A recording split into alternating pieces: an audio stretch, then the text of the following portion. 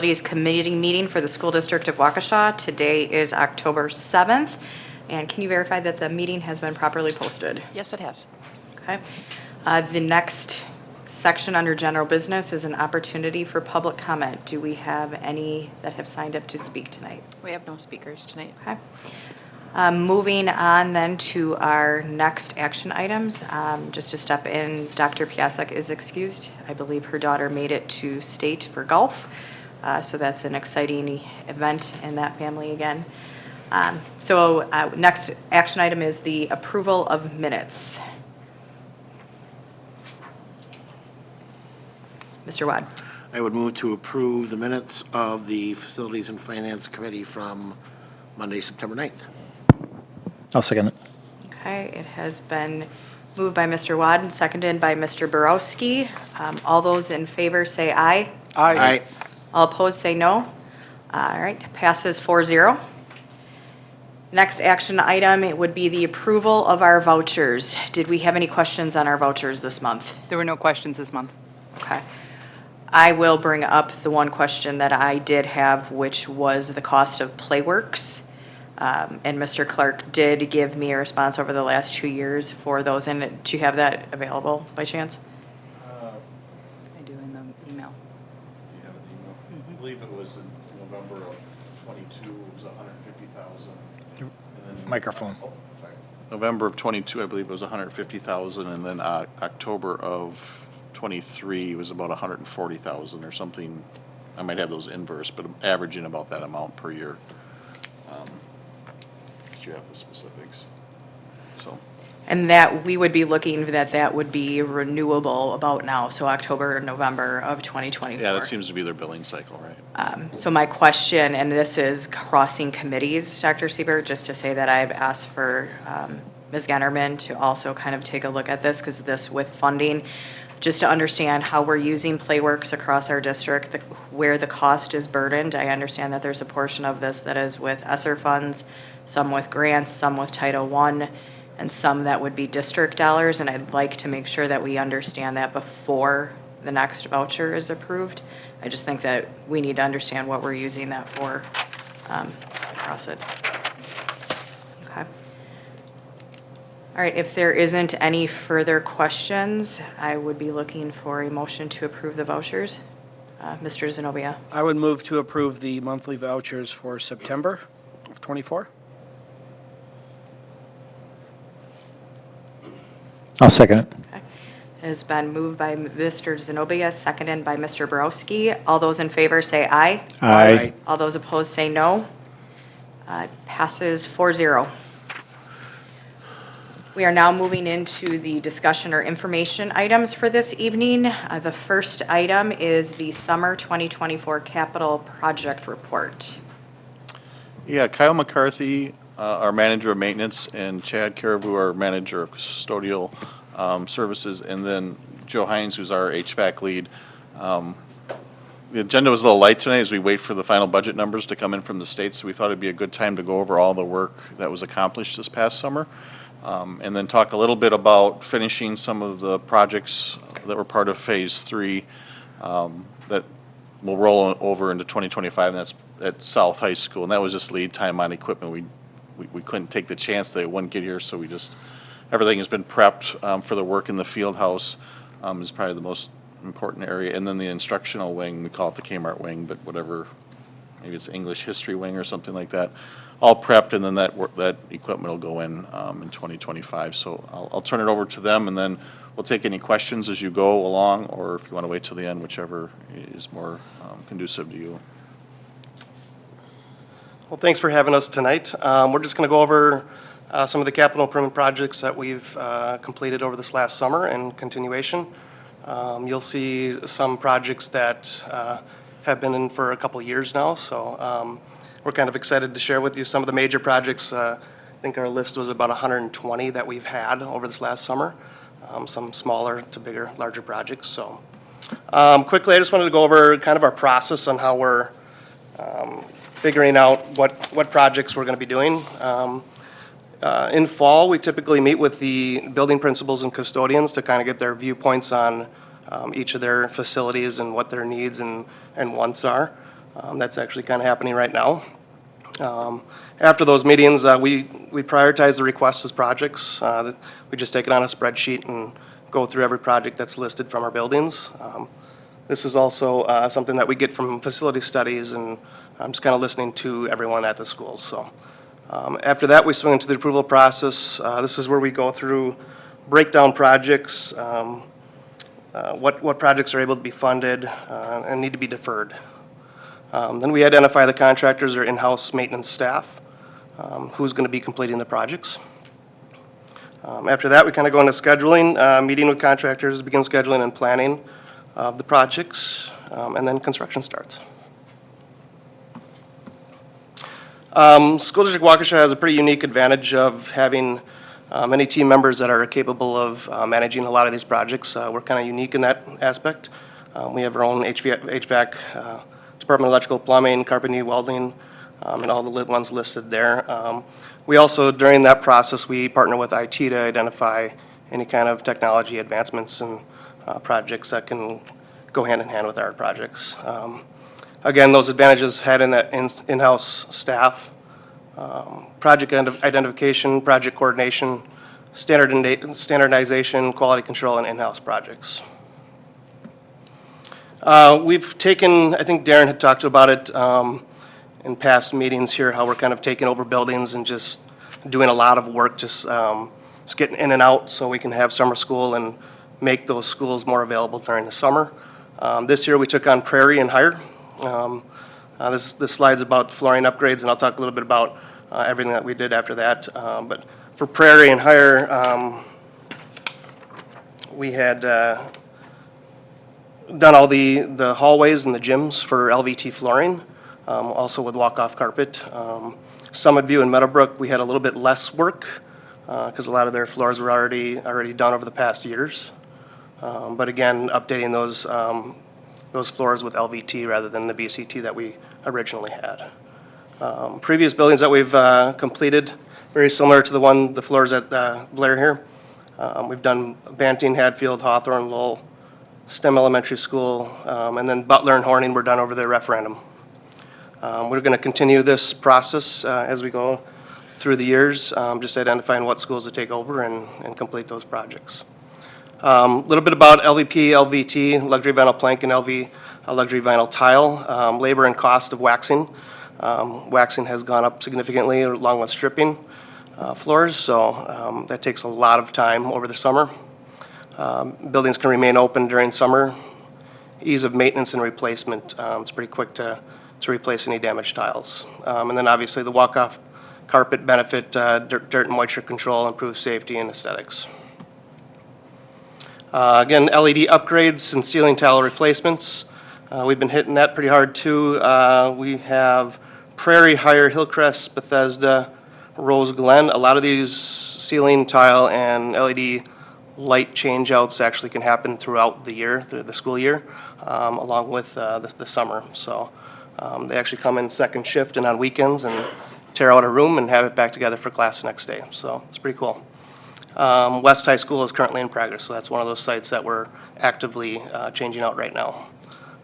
We're going to continue this district-wide.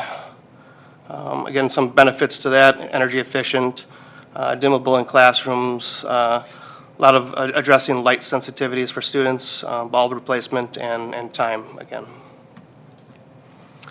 Some of the safety and security upgrades, district-wide safety security systems, the Verkada system that you guys all know about, which included door monitoring equipment, visitor management system, environmental sensors, and then we've done room numbering and mapping. Multifunctional digital clocks, which we can use on our safety protocols and message system. Interior door upgrades such as frames and locks and doors. So I think we've gotten pretty much all doors replaced into steel frames. So, all right, I'm going to turn it over to Joe. We can talk about HVAC. Well, thank you for this opportunity to give you an update on the projects that had taken place from last summer to this summer.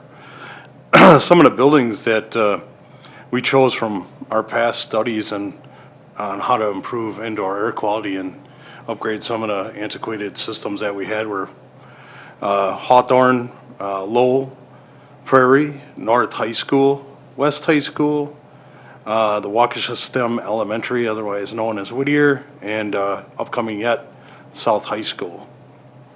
Next slide. We put some slides together to present what we had went through roughly the last 2 summers and prepared what some of the upgrades were at each one of these facilities.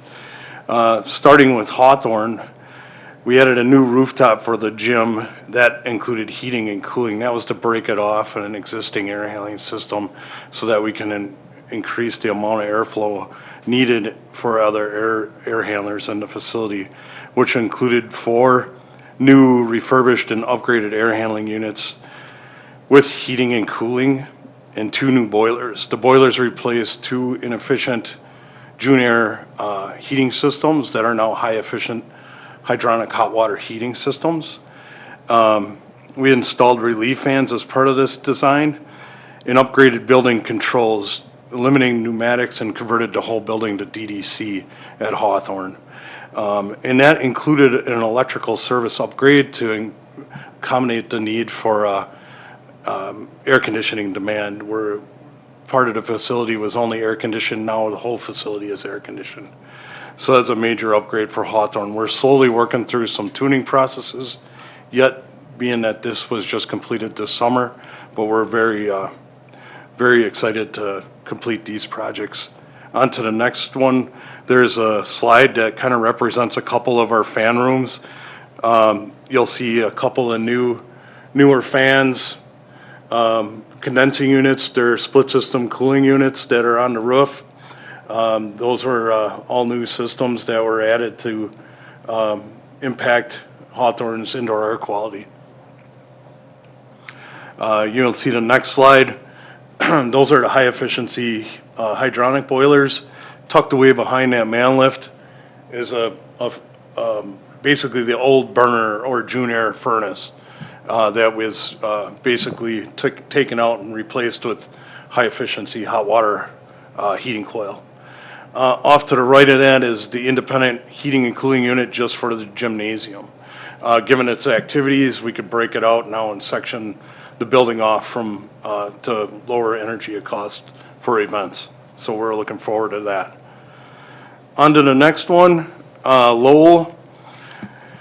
Lowell's kind of held back from last year's upgrade, so we had to do some finishes this year. They were light on some electrical components to add the air conditioning that was necessary to accommodate the whole building. This summer, we were just able to successfully upgrade that electrical and put all systems on. We're still kind of tuning that building as well, and we look forward to having that building 100% here come by next spring. So there's a couple pictures that we added for Lowell. There's a rooftop independent for its own gymnasium, and a couple of the condensing units for the main air conditioning systems there. Each one could be broken off and run independently from one another for any building usages. On top of Lowell's upgrades, I forgot to add, that one we had taken out all the pneumatic controls and added DDC as well. So, Joe, can you speak to DDC just a little bit and what that stands for? Oh, sure. The functionality it brings. yep, so our pneumatic control would have had poly tubing running all over the building to some thermostats that were analog, and staff can adjust it intermittently in the room, but really was out of date, really expensive to maintain and control. If there was pneumatic leaks, the compressor would run nonstop. Now we have digital control where electrically we're controlling valves or actuators to control climate to the space. So I hope that kind of helps in that manner. So Joe can do it remotely. Is probably the biggest gain. And he's done it in this room. On a few occasions, so. So, off from Lowell, we decided to work with Prairie as well. For Prairie, we basically pulled out all the existing air handlers and rebuilt from the ground up. They're called built-up units in that manner, but brand-new air handling units, 2 new high-efficiency boilers, and the building's fully air-conditioned from there at that point. That did need an electrical service upgrade to acquire the new air conditioning units that were installed. So basically, the elementaries that weren't air-conditioned, we had to upgrade the main electrical service to, to accommodate the air conditioning. There's a new backup generator we have to change out to accommodate the need for heating and, not cooling, but heating for any kind of weather outages or whatnot. So that's coming at a later date. Here's a couple pictures from Prairie. The 2 condensing units that structurally were reinforced. The roof, there was a lot of roofing that took place, but to accommodate those 100 tons each condensing units, and then the fan system's tucked in that pit. We call it a pit, but they're tucked into that lower basement area with the boilers. So if you were to go to the next slide, you'll see Prairie's boilers and kind of a fan section as it's being built, if you want to head to that next one. So that was the area under construction, and and a lot went on in there, and it turned out really well, and a lot of air improvements in that facility. So on top of that, our staff took the time to change out 2 remote units that supplied the library and a lounge and a workroom. We did those 2 units. They're satellite units, independent from the main heating and air conditioning system, but these are furnace and air conditioning units as well. So at Prairie, again, the pneumatic system came out, and we installed a DDC control system. So every space is independently controlled and monitored for any staff needs or temperature adjustments. Within a range. Within a range. If we want to go off to north, that was another big one this summer that we taken on. The bigger one that we were working off a facility study and recommendations that we had acquired for changing out equipment at facilities. At North, the bigger impact there was the field house air handling units. They were from the 70s. We really couldn't do much more maintenance-wise with them. The motors were ready to go, and we figured the impact to that would be to change out the air handling units. So both air handling units, 2 of them in the field house, those were changed out. So we'll have brand new chilled water and heating coils in those. And on top of that, there was 165 pneumatic variable air volume boxes for each one of the classrooms or office spaces at North, which we had to take out of the ceiling. So ceiling grid had to come apart, tiles out of the way, and then pull the pneumatic boxes down, which inside were frozen linkages that wouldn't open or close anymore to allow for airflow into a space as this. And we installed new variable air volume boxes, 165 of them, commissioned them, and now we're off to the basically tuning the control for each one. We're not completely done with them. They're all installed. We got airflow through them, but we're adding minimum airflow volumes and tuning them yet as we speak. But they're all said and done. And we also had to add control valves to our heating and cooling units that existed in the building that were pneumatic, and converted them to DDC since we had this opportunity. So we didn't have to go back in the later date and bring it up to speed. So we were fortunate to work through that.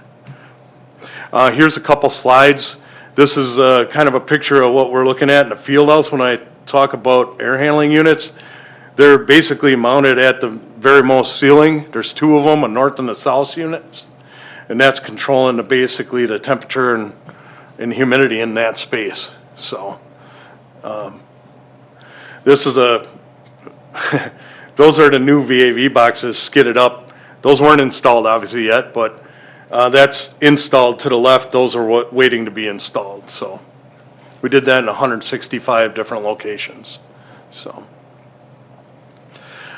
in-house, our staff chose to change out what units we could. There was an independent rooftop unit for the computer lab there. We kind of determined which way the lab was going to go before we made a decision.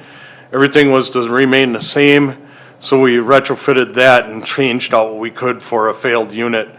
Compressor went on this unit, was from 1992, and now it's a brand-new, fresh unit. We changed it out, I believe last summer we did that one. So it was a good opportunity. Off to West, we had 2 main chillers there. That was a big one that we undertook. We started changing out the pumps last winter. The chillers weren't available till the summer. All this was just different obstacles that we had to go through. But all said and done, we changed out a 1992 chiller on both the roof and on grade that supplies cooling to the whole unit, building. And this was a good opportunity to do that at West, so. On top of that, the way the building was built at West, the main offices had its own air handling unit, was packaged with a water-cooled cooling unit, so the office could run independent from the main building. The 9 and 10 years that I've been here, the office was running with the main chiller. I wanted to see it back on to its own cooling unit and an updated air handling unit to save on energy. And this is the route we went, and now it has its own independent cooling unit, and that'll save us long-term on energy that way, so. And then finally, at the STEM Academy, they had boilers from 1988. They needed all new cast iron fittings sectionally. They're built into place in the basement. We did a cost analysis on what we could do and put new burners on those. And the smart decision there was to change out the boilers themselves. And there's our new boilers at the Waukesha STEM Academy. We still operate on steam heat at the Waukesha STEM Academy. It's a smaller building. It's efficient in a manner, if you hear steam, is kind of an inefficient heat, but given the package that we had, this was the best alternate for upgrading that facility, so. In preparation for South High School's upgrades, there's some that probably you heard and are waiting for. This year, we were able to accommodate the fittings and taps that we need off of our main hot water and chilled water loops at South. And we're starting to prepare for the cooling that we're gonna upgrade for the West Wing. We're adding some unit vents and pockets where teachers have work areas. They're not cooled currently. So we have all the taps necessary to supply chilled water or heating to those units. And not only that, we started preparation and design for the chiller that we're gonna add for the field house to be cooled and weight room and locker rooms. So we're looking very forward. That's gonna be a milestone, in my opinion, that I'm very excited to be a part of. So I believe at this point, this opens the floor for any questions in that area, or this concludes my presentation for HVAC upgrades, so. One thing I'd like to add, for decades, the mantra or the goal for the maintenance department was to keep equipment running as long as it possibly could. Sometimes you're too good at that and you end up with 50-year-old equipment, so now the crew over there has been asked to really renovate what we do, modernize what we do, and Joe's certainly done a big part of that, but just people wonder, well, why didn't you ever do that? Well, for the longest time, that was a noble cause, right? Run it for, get the taxpayers' money's worth out of it. So our focus has certainly changed as the board's authorized more funding for the HVAC. And this really goes back to COVID in particular, when, remember filtration? We've improved filtration in all the buildings and all this. And so this has just been a continuing conversation, I would say, for the last 5 years-ish or so. But we've made a lot of progress. So I wanted to be specific about this equipment, because as you look at it, wow, 50 years, 60 years, that's old for just about anything we talk about. But it also is a sign of good work too, so. So then, just on to the next section. Okay. Thank you. I think that I just want to pause for a second, because there's some really significant discussions when it comes to spending roughly $15 million on infrastructure costs over the course of the last couple years. And I know that when we first started to talk about these plans and what this would actually look like and hearing what the recommendations were, and I remember your faces, because these were big asks and there was a lot of information that was coming on this, and we talk about it. I mean, I needed a mental breakdown just to understand exactly what this was, because we were talking about such a significant amount of time. And with that, so I think there's a couple pieces. I'm extremely grateful for the work that you've been able to do in-house. I think that was incredible to see what your team has done over the last 2 years. So I think there's probably not enough acknowledgement that you get when you're making such significant building improvements on that. And then to Mr. Clark, I think our vision as a district and a board is not to try to run these until the end of time, but it is to invest and continue to invest in maintenance and upkeep and making sure that we're doing our diligence to do all of this. And my last kind of point on some of this that I think is extremely important for us as a district to talk about is that we had an opportunity to invest, and we used our money wisely, which did not put this on the back of a taxpayer in the form of any type of referendum.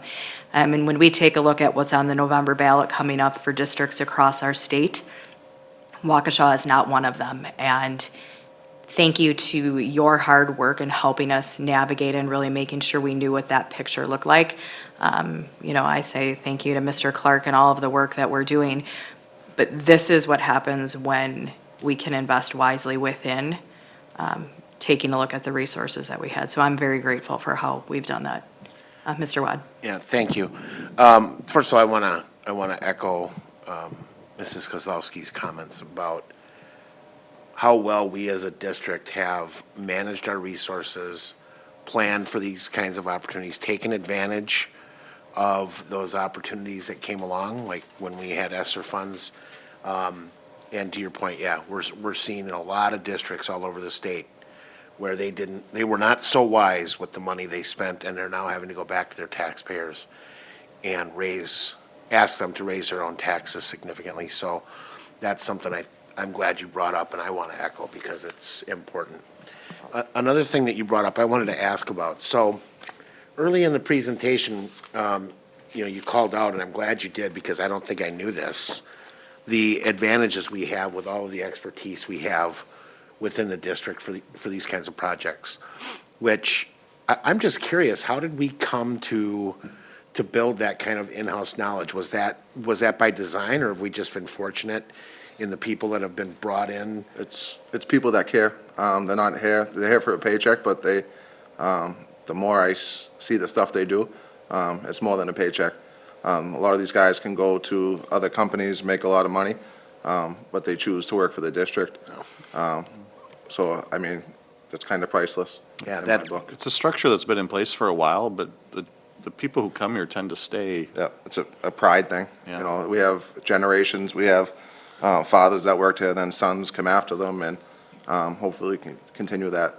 Yeah, absolutely. That's wonderful. I love to hear that. And I think just another example of some of the things that we're really doing right in this district that we just maybe don't talk about enough. So congratulations to all of you on this. And I know there's more work to get through, so I don't want to hold that up, but Yeah, really, the rest of the terrific. presentation, HVAC was obviously a big part, and that was an ESSER-driven thing, but now we're going to go into what we consider kind of what our normal summer might look like in a lot of ways, and call out some projects and some staff again. So I think, Kyle, you're Yep. closing out this. Yep, so we're just gonna go over a couple projects that we did this summer, and a lot of these projects was a combination between district staff and then some of the relationships with vendors that we have, and some of these we work side by side on. So this one is West High School, it's the photo lab.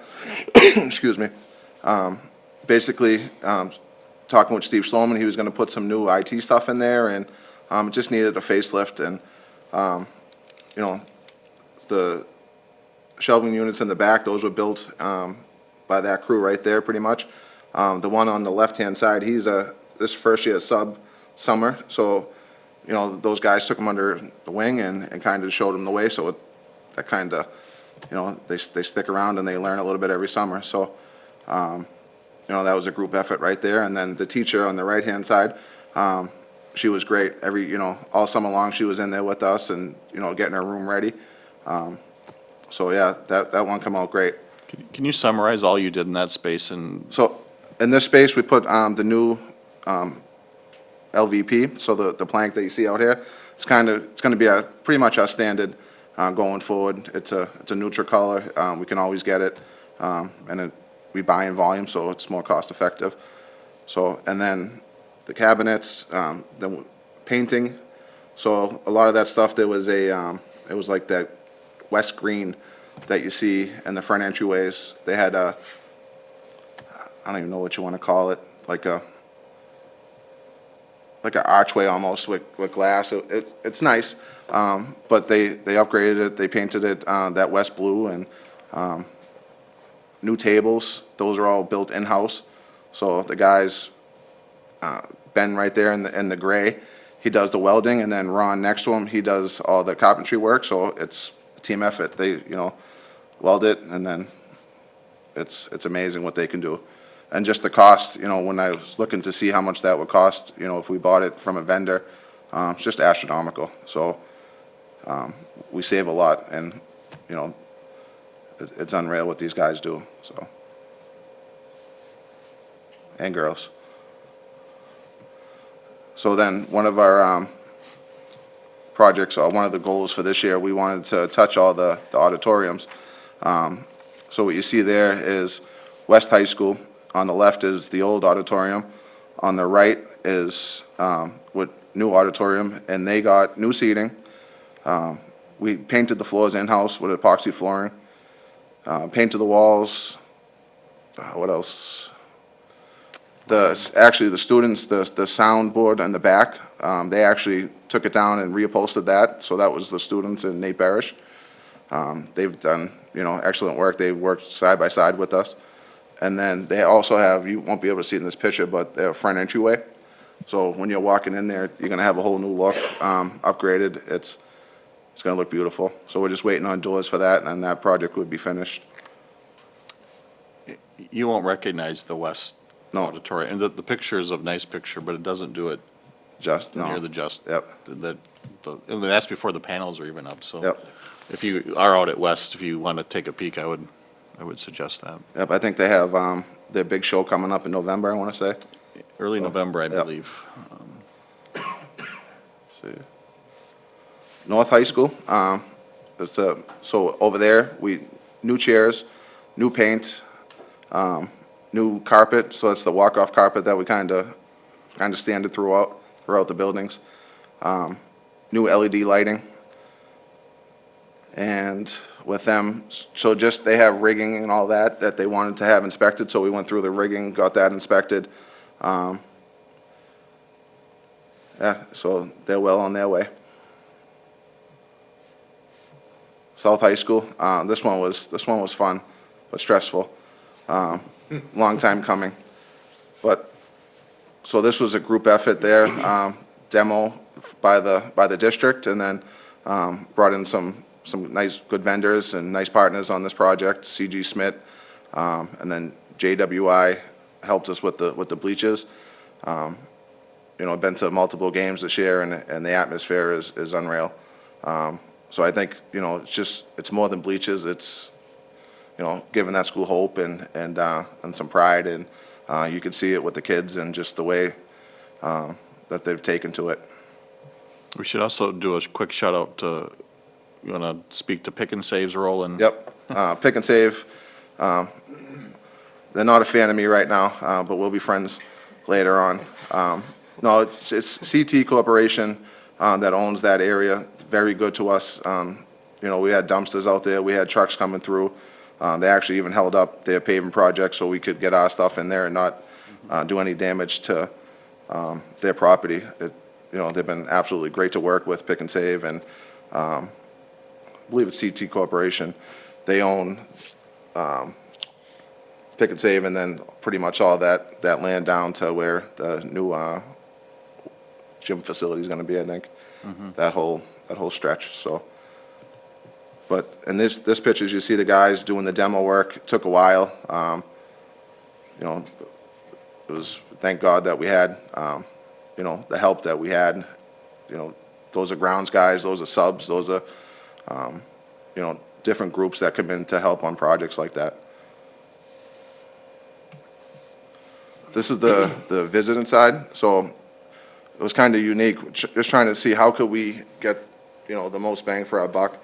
And one side, when you're looking at it, you're facing the football field, and then the other side is the track, and then the grass field over there. So not only is this good for football, but band uses this also. So when they just have their March Fest, I mean, this place is packed.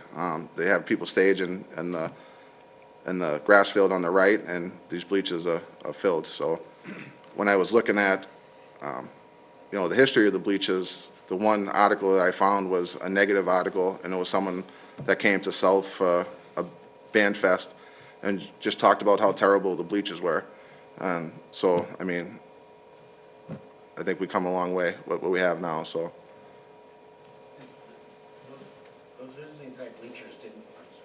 Those visiting side bleachers didn't go both ways to view No. before, right? That's ingenious. We had Tenheiser Yeah, those tip and rolls there. that we would move around. Now they're, Yeah, Yep. that's awesome. and Kyle and I joked that about, was it a year ago? Remember our first swipe at resurfacing the south track, for those of you who are on the board? And then we got into there, and the base, even though we had done borings, was not suitable. And we joke how far we've come at South, because the track looks very nice. Yep. Now they have bleachers facing both ways, and obviously the stadium itself, so. And then here, this is another big thing that, when I was working with Dan and Maria and South and Darren, we talked about team space. So right now, they really didn't have anything. The teams would have to go up to the school and then come down. So what we did here was we gave them like a team room and then storage. So we have two sides. So that way, when we have visiting teams come in, they have a place to go. They don't have to go up to the school and then, you know, walk down through the campus to get to the game. So each team will have a team room for the night, and then the storage. Instead of having, you know, a bunch of, you know, sheds all over the place, we have a nice storage spot. Everything should be neat and tidy, and then also we have storage underneath the home side bleachers that's watertight. So we'd be, you know, if it's, you know, gators out there, you know, the sleds and all that stuff, there's plenty of place to store stuff, and it'll be out of sight, so. This is South, in the cafeteria. We switched over the VCT to the LVT. This was always a tough spot to get into in the summer. I remember doing the waxing and stripping this myself. It always seemed it would be late August and hot, humid, and the wax would never dry right. So this being such a, you know, a central part of the school, we figured start there with the LVT, and then we'll keep on going with lights and Salem coming after that. This was the first flooring project where I could track their progress on Mercata. Just a little fun fact. Yeah. This is West. We also did the same thing there because West is all summer long. We have people in and out of there, so we just wanted to get a space where, you know, if you have groups coming in, or a lot of times we have parents that will come in and serve food and drinks while the band camp's going on. So we just wanted to give them a space where, hey, you know, we don't have to worry about walking in wax or anything like that. So this will be the standard going forward. Then we get into gym. So this is Summit View. To the left, that was the old VCT floor. On the right-hand side is the new floor. We put 2 coats of Sailor on that just because they eat in there. But otherwise, it's maintenance-free. So it's a big difference. Forever. Yep. That has to be a huge hit. I just think about like the junior programs that use a lot of our elementary schools. And to have it on a wood floor is, that's where it's Maintenance at. nightmare, yep. Yeah. And all of the stuff that in the pictures, I don't want to comment on every single one of them, I mean, but they're gorgeous. Looks outstanding. So then Higher, we did the same thing, they eat lunch in there, so we put the 2 coats of Sailor on it, and it just brightens it up. It's, you know, we work with the fire ed teachers to see, I don't like to have too many lines and everything, but just, you know, hey, what do you use during the year? What lines could we put down, so you're not putting tape down and all different things. So it's really a team effort. Once we know we're going into an elementary school, we'll get the fire ed teacher and the principal and say, hey, you know, what do you want? And, you know, we try to make it, you know, as usable as possible for them and as easy, you know, so they don't have to worry about putting tape down and stuff like that. And it really helps the floor when it's set down and we sail over it. Prairie, so I think you might be able to see it. Prairie got some pickleball courts. I think that's what they wanted, but, so just different things like that. This is a new color. The old color that we had, was discontinued, so they went more with the lighter color, so this is kind of what you'll be seeing going forward. Meadowbrook, same thing, trying to get, you know, as minimum downtime as possible. So having these floors in these schools is a big help. Prairie and the hallways, so we did the hallways, we did the stairs. Basically, every hallway has new LVT. They also, I'll go back to, so we found a company, we're down an electrician, so we only have one at this point, and I'm like, how do I get this switched out, you know? I want to get things to LED, and so I found a company that they come in, they work on, like Chad was saying, they come in on a Friday, work Friday, Saturday, and Sunday. Sunday afternoon, they go through and make the school ready. So they've refined this process. Basically, you know, every time we've done a school, they, you know, HEPA filters, you know, anything for dust, just their whole system. It's like a well-oiled machine, and you know, they're on first name basis with teachers, and they get the rooms back to, you know, school ready by Monday morning, and add the dimmer switches, which is huge, because just with the sensory needs and stuff, instead of having, you know, covering lights, we're just able to use those dimmer switches. So if kids, you know, we need to regulate them, you turn the lights down, there's different things that you can do that we didn't have before. We didn't have those options, so. Higher, same thing. Higher got new LED lights, the 2x2 ceiling tile, and then also all of the hallways done. Higher also got a new library, so we worked with a company called EBI on this, and they come out, you know, unreal. They used to have a pit over in the far right corner, so we got that one closed up, and they didn't need it anymore, so they're very happy with what they got.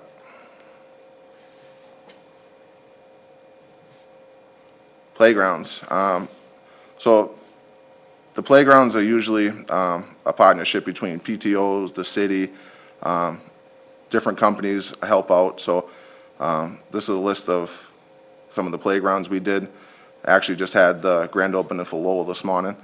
But this is big. A lot of these playgrounds, I think, Darren, you said we did them at the same time, at one point in time? Like, we made a big push.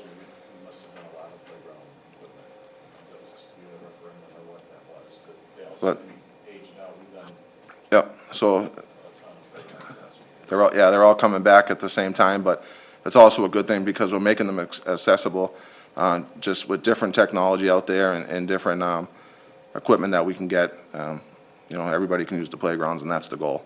So Lowell was, you know, just how far they've come, and I've been with them since day one, trying to fundraise and the ups and downs, but today was awesome to see the kids happy, and the teachers and the aides. I mean, it's, you know, that's where all this hard work and, you know, to see that this morning it paid off for us, so. This is Prairie Playground, so this is one of the second ones we've done with turf. We actually started turf at Lowell in a little 4K playground just as a test spot, but it seems to be working, so this is Prairie's new playground. They've had some donations from different companies. They actually have a little Culver's drive-through down on the left-hand side. And then this is all fenced in also, so this helps with our little runners, but it you know, gives the teachers some peace and the aides some peace where they can only run so far because the gates are there, so it's a nice break for them, so they don't chase them around the neighborhood. Hires Playground, so this was a community build.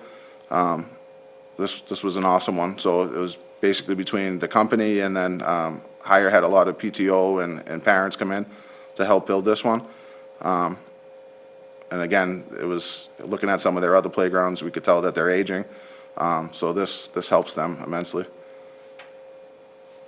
And there's Lowell's Playground, the one that we had the grand opening this morning. So this one was a partnership between us and Park and Rec, Ron Grawl, and I think Mary, I forget her last name. Berg, yep. So they were there this morning with us, but Ron was instrumental in helping us get the port in place. So that's a big cost to have that, but that also helps us with the accessibility. If we don't have that, the kids, you know, in a wheelchair, they're not getting to those pieces of equipment. So the port and play, it's expensive, but that's what we need to have it accessible.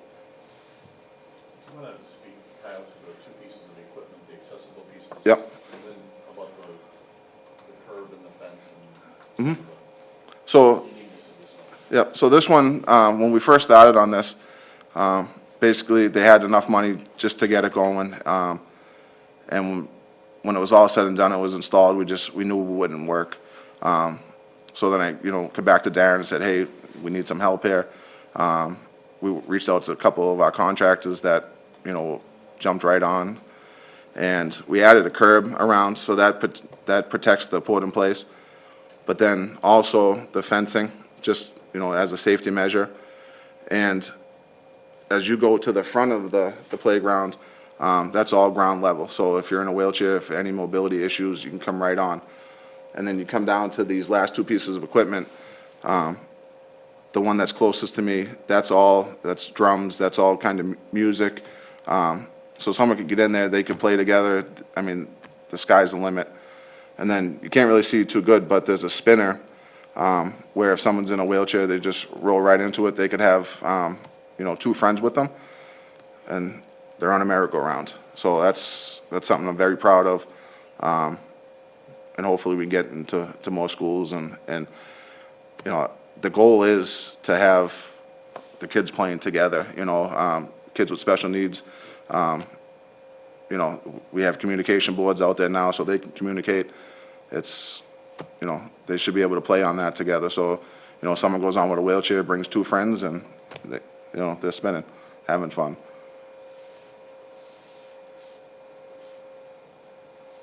So just the future, we're always looking at safety and security, the ADA accessibility. We have a lot to upgrade, a long way to go, but everything that, you know, every project that we're looking at, we always make sure that, okay, can we upgrade this? Can we get this ADA accessible? So that's a major goal. That's any project that we're looking at this point is how can we make it, you know, accessible for everyone. Flooring and ceiling, it's just going to be, you know, a never-ending cycle. We're trying to get it all switched out. Once we get to everything switched out to the LVT, then we'll start looking at, you know, more carpet, stuff like that. The ceilings and the LED lights, that's a never-ending project. Like I said, if we had to, you know, go one school a summer, it would take us forever, so we had to get creative, think outside the box, and we have them coming in on the weekends, so it works out for us. Concrete and asphalt, that's a big one. Just, you know, worried about liability and safety issues, so you'll see a big push on that coming. Pretty much as of now, we're working on a couple of different projects that, you know, for safety and security wise, where that asphalt needs some upgrades. So, and then just building infrastructure. the stuff that people don't see, the plumbing, the piping, electrical, the not so, fancy stuff. Fire alarms. Fire alarms, systems, yep. And all those things are aging out too, so. Yep, so we have a long way to go, but I think if we just keep on that mix of the stuff that everybody sees and the stuff that people don't see, I think we'll be in good shape. And I just want to say thank you to the board, because this stuff doesn't happen without you guys and the push, for, the facilities to be upgraded. It hasn't always been that way, so I just want to say thank you, appreciate it, and let's keep going.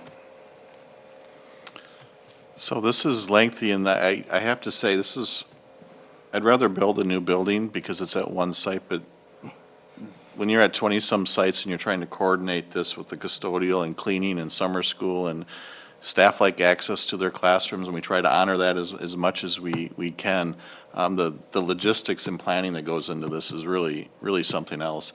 I turned this whole presentation over to them, and kudos, because I think it's really good. But just some things I just want to say so I don't forget. We were at Lowell today. We were talking to the principal, and she's absolutely thrilled about the playground, but it gave us an opportunity. How's that HVAC working? Perfect. She says, we've had 2 or 3 classrooms at one end of the building that always got the last of the heat and didn't have cooling. And she says, you know how good it is? I don't even think about it, which to me is the true measure of temperatures, because everyone has their temperature, right? North High School, I've been in the field house with that new air handling unit and the air that's moving in there. I haven't been out there to be involved in the classrooms, but you can tell right away, and it's not air like the old Hoosier Dome that pushes you out of the building. It's balanced, but there's movement in there, so I think that was a really huge project. And that's one thing about the slide deck. We're talking about projects that I was here around 2000. They were talking about south bleachers, no AC in the field house. The pneumatic and HVAC controls at North were never right because it was open concept, and then they turned it into classrooms, and they didn't modernize at that time the HVAC to go along with it very well. Process improvements, Kyle had mentioned a few in terms of us shutting down an elementary school for a summer and just going in there. I think that was probably one of the better ones, using the school year. One other thing at the first slide, we do meet. We used to go around, and I would go into the classrooms and look at all this instructional stuff, and I did appreciate those opportunities. But it wasn't Steve or I's niche, right? I mean, I found it interesting to see how they were using all these things we were buying. But now Jim's allowed us to go around and meet with every principal every fall, but we also bring Steve along with IT, because so much of what they do now is IT driven. So I think the sites like the opportunity just to sit down and talk, and they get to develop their own list, but it allows us to get more efficient in bringing the clocks and the things that Steve wants to do. That art room or the media room Yep, at a lot of that, West the was another upgrades. example. And then we know there's operational savings with a lot of what we did these last few years. I just never been a believer in paying an engineer my first year of savings to tell me that something is saving me money. You just kind of know that it is. And if you look at these HVAC units, a boiler that used to fill a room is now about the size of a refrigerator. And just by sight, I know if it's custodial and we're not waxing and fluoride, the hours that go into that and the supply costs are going to be significant savings forever at this point. So kudos to these guys, both the custodial and the maintenance side, because this summer was really, I kept telling Jim, I think I might have got over my skis a little bit on this summer, but we pulled it off, so thank you guys. Thank you. I mean, there's so much here across every level, across every school, that it's hard to take in. So I'm very grateful for the in-depth that you did to show us, as well as the community, all of the things that we've done to invest in our buildings. It's definitely going to have a morale impact on everyone there. So, and you guys are happy, and I like to see happy. The next best thing will when we hear that South can do a graduation other than 9 a.m. Yeah. Thanks, guys. Oh, Mr. Wadd. Yeah, and I just want to say, again, congratulations to all of you and all of your teams. I mean, this is an incredibly impressive amount of work to get done in 1 year. And It's just a testament to what Darren alluded to, the logistics and planning and everything that had to go into it to get it done. You're all worthy of a lot of gratitude and praise, you and all your teams, so thank you. Appreciate that.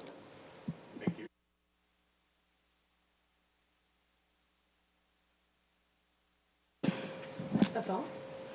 Well, I knew it'd be lengthy, we had a short agenda, I said, "Okay, this is the one we have to hit. This is the meeting we can really tell our story, so. So worth it.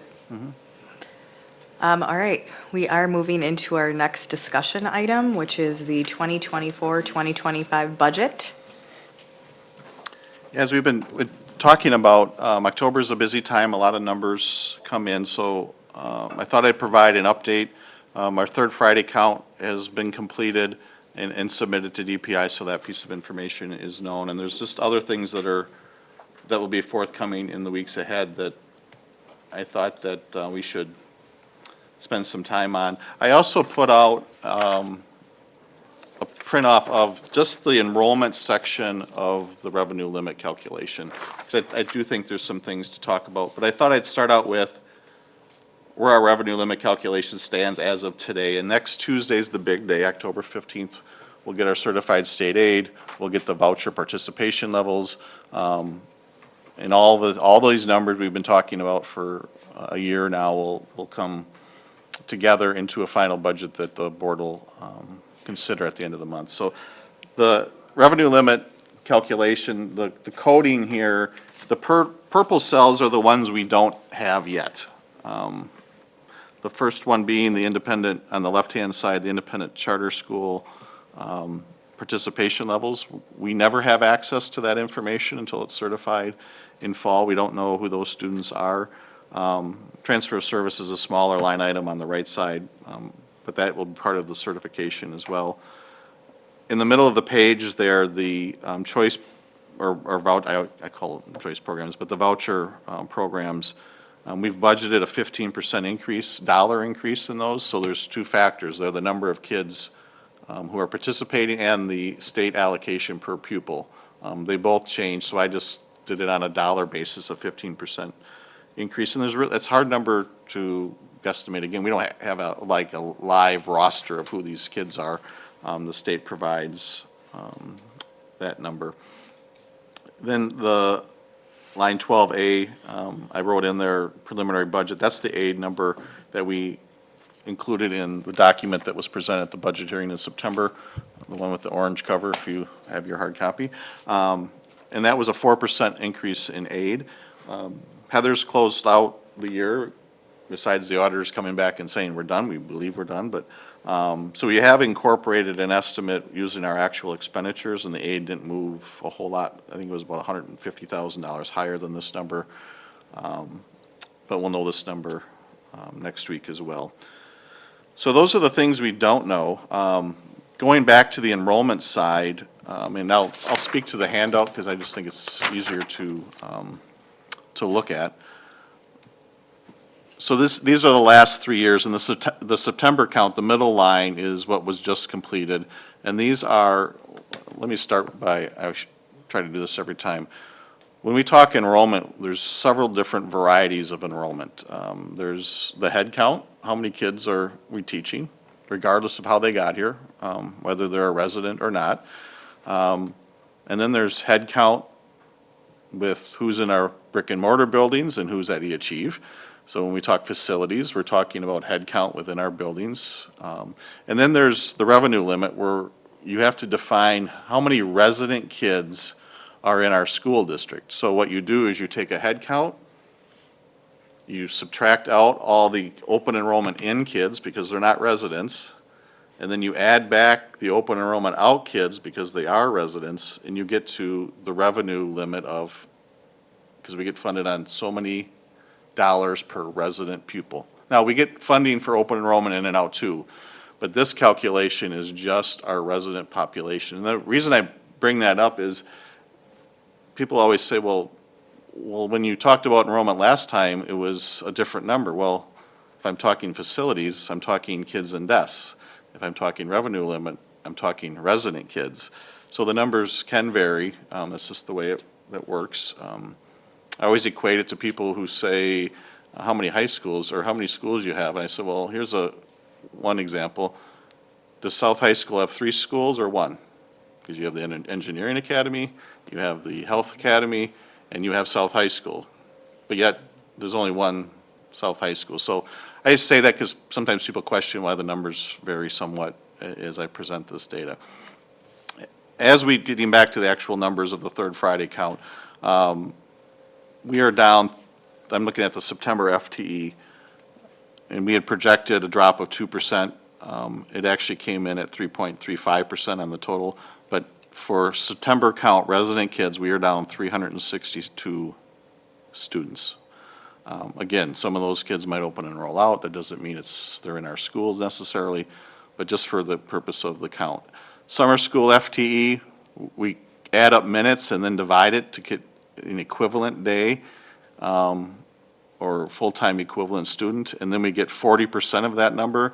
So for funding purposes, we are down 14 students from 212, the equivalent of 212 full-time students, to 98.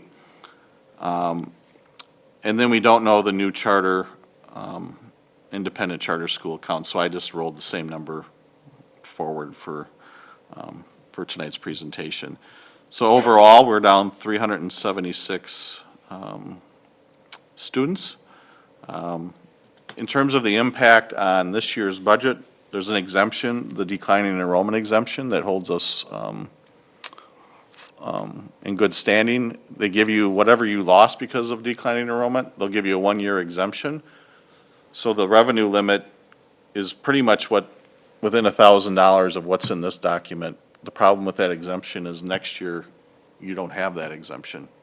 It's not in your base for rolling forward. So it's a 1-year kind of coupon to help you adjust to a lower enrollment. And, but the trend is, it's following what our projections are. And then today I thought I'd throw together, I thought to myself, oh, remember when our total FTE for pupil counts was 13,000? Well, that was 2013. And then I just keyed in the changes. Now, things sped up during COVID, but I think we ended up where we probably would have ended up anyways. You just had kind of a jolt up and then kind of went back to what the baseline or trend line would have been.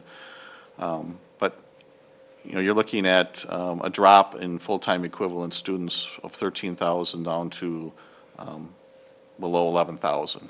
And people, when we've talked about facilities in particular, will say, well, you guys never talk about enrollment. Enrollment's always part of every budgetary conversation we have. Not that we spell it out like bringing a projection forward and it's the only topic, but I thought it was important to show what the drop has been. And actually, if you look at the funding, if those 200 kids that go to ICS schools, we get to levy for them, but the state also sends us a bill for them. We're just doing accounting for those students. So those dollars, those 200 kids aren't helping fund programs within the school district of Waukesha. So hopefully that's helpful. And actually, if you look at the revenue limit calculation again on the right side on line 11, there's a little lighter purple number. That's the revenue limit calculation, $136,090,000. And where we're going to end up, it looks like, assuming there's not some minor tweaks to our per pupil count, is almost the exact same number. And that's because of the declining enrollment exemption makes you whole. So, any questions on the revenue limit and enrollment? And then we can go into tax scenarios and all those other fun things. Yeah, I guess I just want to understand that declining enrollment exemption. So you said it's a one-time thing. That means, was there something special about this year that we get it, or is there a new number every year? There's a new number every year. And what is that based on again? Yeah, if you look at the revenue limit again, on the right, or I'm sorry, the left-hand side, there's 2 3-year averages calculated. There's your base year, which means last year and the 2 years prior. So in this case, it's the fall of 2021, 22, and 23, the same count of students took place. And then the next one is 22, 23, and then this current. And the difference between those 3-year averages are just to the right of there in the green, 11,403 and then we drop to 11,176 on the 3-year average. And that's a difference of 227 students. They do the math down below. You can see the declining enrollment. So they say, all right, this year you lost students again. We'll multiply your per pupil multiplier of 11,325 by that lost 227 kids. And we'll give you this one-time exemption, in our case, for $2.57 million. But it doesn't go into the calculation of your base revenue limit the following year. Okay, so next year, the average will just be, what, 22, 23, 24? Is that, Yep, it just keeps ticking okay. to the right. So as long as there's a continued decline in enrollment, and presumably that the amount that it's declining remains consistent or perhaps even increases, can we expect that this would typically be about the exemption, That's- give or take? I would say on average, if you just look at a trend, I would say that's about the number we would Okay. receive. All right, Yep. thank you. And I know it gets complicated, and the exemption, I don't want to downplay it. It does assist you, but in my mind, the purpose is it gives you a year to plan for that reduced level of enrollment. So a lot of numbers, but So was the exemption, has that been there for a while, or was it something that happened during COVID? Or do you- no, I would say it's been there since at least 2000. In the 90s, when declining enrollment first started becoming a topic. Jim, would you agree with that was roughly so I would say around 2000, they added the declining enrollment exemption because districts all of a sudden that were always growing weren't. And you're fighting inflation on the expense costs, just standard inflation, not hyperinflation or anything, but, so they rolled that out. And there's also another one, we don't qualify. There's a hold harmless exemption. We used to qualify because our enrollment was going down so quickly. We don't qualify for that one right now. And there's not a set number of students necessarily that triggers the declining enrollment exemption, or there is? It's really just that 3-year roll, the 2-year rolling average. If there's a delta between those two numbers, that's Sure. the number of kids you count Okay. for decline enrollment exemption. One other thing I forgot to mention, we had budgeted for equalized assessed valuation of the district at 5%. The actual number is 3.4% increase, so that's a hard number that we can use to calculate the rate once we know the final levy. And that's at the bottom of the left-hand side. Any other questions related to enrollment or revenue limit or? So then, this is a sheet you're probably pretty used to by now.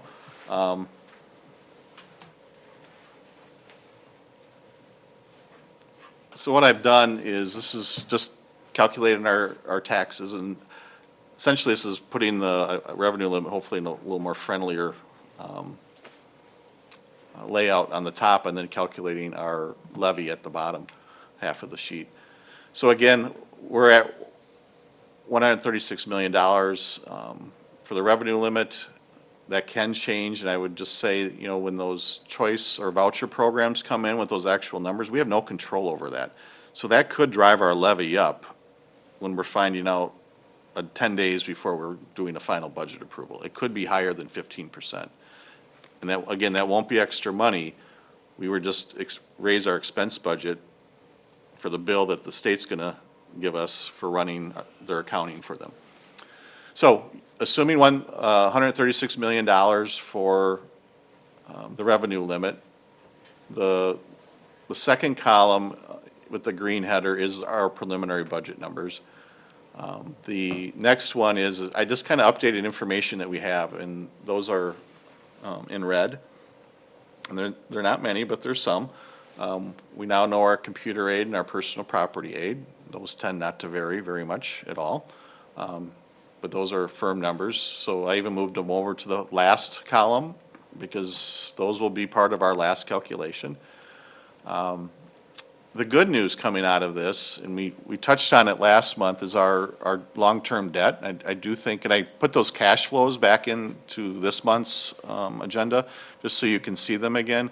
But essentially, next year when we're sitting here, will, I'm going to say we will, because we don't have to, that will be our last, more than likely our last Fund 39 levy.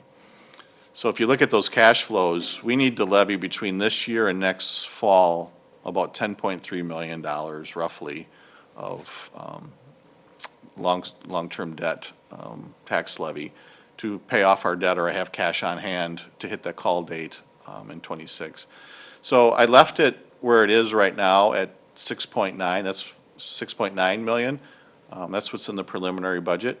But again, we'll play with that to, we've put a ceiling in there of a 1% levy increase that we will try to hit. But if that holds true, that's 6.9, let's just say that's the final number. All we would have to levy next year for funds, for debt service is 3.5, almost $3.6 million. So we'll have a nice step down, and I kind of like the 2-year step down. Assuming everything else relatively stays stable, which is funny, we'll have a new biennial budget, a lot of elections, all those types of things. The chances of us having a drop the next 2 years in the levy are pretty solid. You're going down from basically 7 million to 3.5. There's a $3.5 million cushion of levy that's just falling off the books. So a good position. A lot of that cash flow statement was based on potential earnings, interest earnings. I don't know if it was late spring or so. We locked in our defeasance dollars into CDs, just under 5% on average. So those interests are pretty solid. I don't know what it would take for those interest numbers not to hold true. So I think that $10.3 million roughly total of levy for the next 2 cycles is going to hold true as well. So really a pretty exciting thing that we're this close, because we've talked about it for so many years, but certainly worth calling out. And then we'll fine tune that number, because we don't meet again until the final approval, unless you want to have a special finance committee meeting, which I'm willing to do. But I think that 1%, as long as aid holds stable, and I still have hope that it's even going to be better than what we have, I think we're going to have a nice soft landing into that levy approval at the end of the month. A lot of numbers, but it all comes together in October. So any questions? Any guidance beyond the 1% cap on the levy that you want to? I'll probably be talking with the chair and the board president to make sure we're golden, because we do have some flexibility.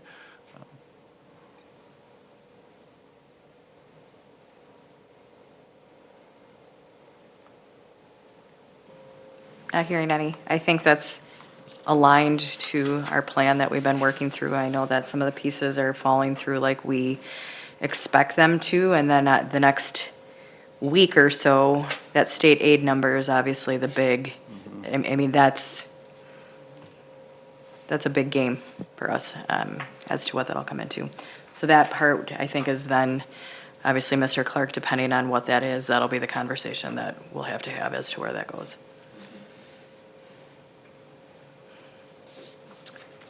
All right, not seeing any other questions. Our next discussion item is the monthly budget report.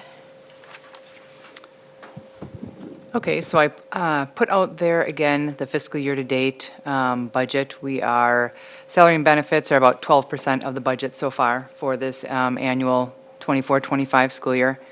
And expenses are coming in overall less than last year, both for August and September.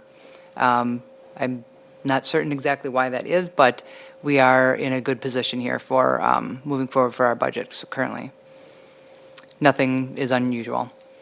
Our tax collection, our next payment will actually come in January after the levy is set and after the bills go out, so we won't see any tax collections at all until then.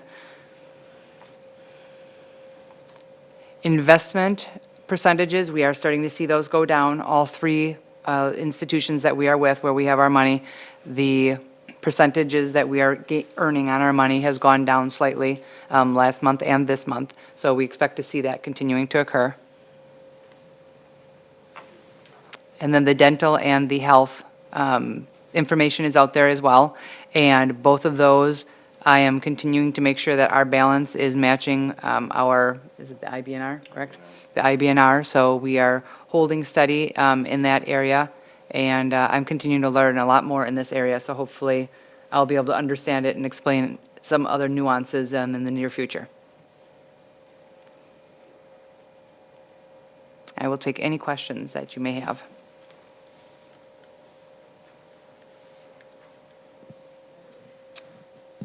Just a quick follow-up on that health insurance report. I plan in either next month or in December to have or Acrisure now, they changed their name. Our consultants come in and just kind of do a report on where we are with health and dental, along with Aramark coming in, and it seems like there's one other group, Pro Health, just to kind of give you a status report from how last year turned out and information like that.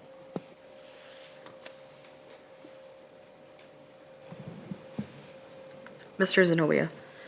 Just to clarify, so we do continue to see health and dental claims go down. We're just not real sure why that's happening. Is that kind of, I mean, it's not a bad thing, but we just don't Right. really understand why it continues to Yeah, go that route. they've been pretty stable all through COVID. We kept waiting for this bounce back. I will say that claims didn't close out well this year. We had kind of a rough landing that we'll talk about when our consultants come in either next month or the following one, just to kind of see. But for the longest time, we had very stable claims numbers. But anytime you're self-insured, you're eventually about 6, 7 years, before Heather, but 6, 7 years ago, we had a really rough year. So it's not unusual. And we might have had a pretty rough year as well this past one. Okay.